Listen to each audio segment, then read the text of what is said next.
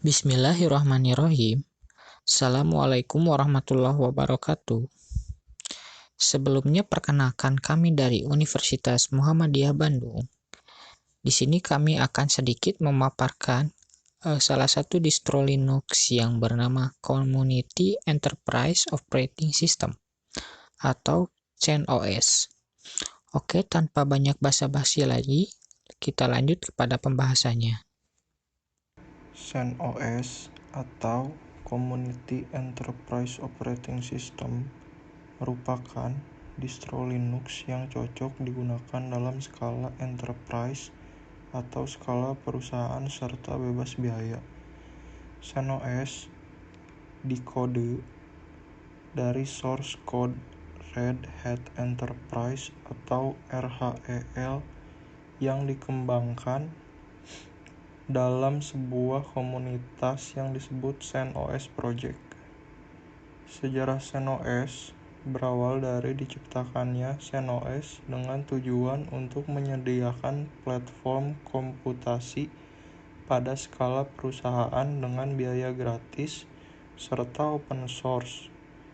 CentOS berusaha untuk mempertahankan 100% kompatibilitas terhadap sumber yang asli, yaitu Linux Red Hat.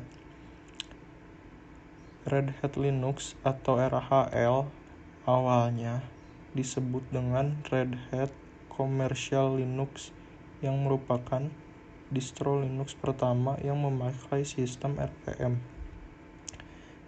Package Manager. Selanjutnya diikuti oleh perusahaan lain, yakni Linux Mandriva dan Linux SUSE.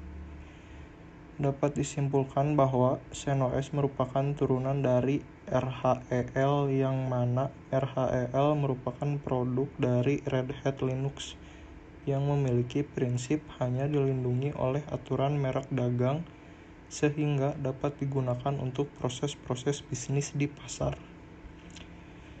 Awal tercipta CentOS dimulai ketika tahun 1993. Seorang bernama Bob Young pada saat itu sedang membangun ACC Corporation. Perusahaan ini awalnya hanya menjual aksesoris software Linux dan Unix. Pada tahun 1994, seorang Mark Ewing membuat OS Linux sendiri dan memberi nama Red Hat Linux. Akhirnya, Mark Ewing meluncurkan produknya pada bulan Oktober tahun 1994. Bisnisnya pun semakin besar ketika Bob Young membeli bisnisnya Mark Ewing. Pada tahun 1995, akhirnya mereka berdua bergabung menjadi Red Hat Software dengan Bob Young menjabat menjadi CEO dari Red Hat Software. Kelebihan dari CentOS yang pertama, mudah untuk maintenance, sangat cocok digunakan untuk jangka panjang, terutama untuk lingkungan produksi, mudah dipakai dalam paket software, terdapat support jangka panjang dari para developernya, komunitas pengembangan termasuk aktif, infrastruktur berbasis komunitas, dan sistem manajemen yang terbuka.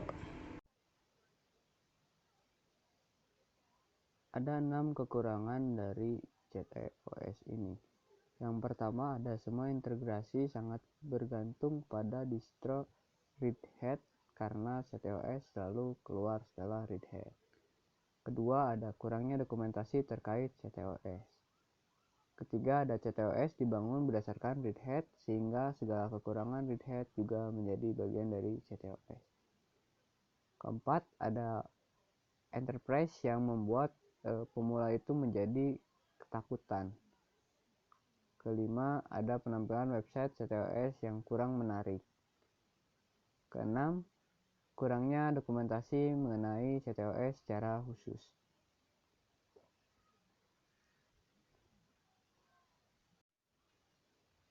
Terdapat 10 fitur yang telah disediakan oleh CentOS ini. Yang pertama, ada backup virtualization. Dan yang kedua ada DNS server subversion. Yang ketiga ada database server web server. Yang keempat ada squad web admin. Yang kelima ada FTP server firewall. Yang keenam ada email server remote accession. Yang ketujuh ada directory service. Yang kedelapan ada di class client. Yang kesembilan itu ada encryption. Dan yang terakhir ada Samba. Itulah 10 fitur yang disediakan oleh CentOS ini.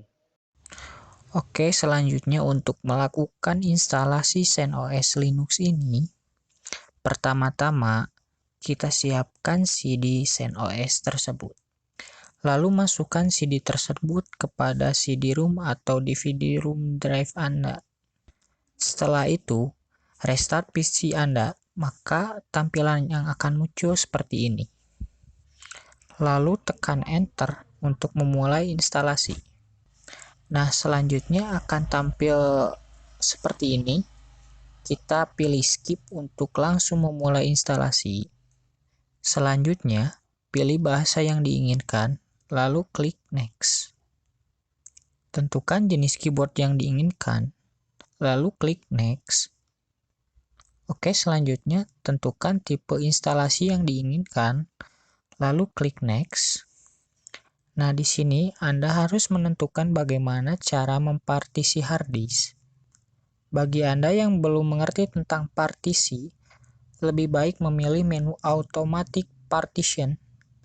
Saya sendiri merekomendasikan Anda menggunakan menu Manually Partition. Lalu klik Next untuk memulai partisi. Dan ini adalah contoh saat kita membuat partisi.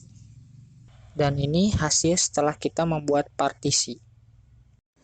Nah, setelah Anda selesai melakukan instalasi CentOS ini, maka tampilan CentOS ini akan seperti ini. Nah, mungkin sekian pemaparan dari CentOS kami. Mudah-mudahan bermanfaat. Apabila ada kritik, saran, dan masukan, silahkan ketikkan di kolom komentar. Terima kasih Baraya telah memperhatikan kami.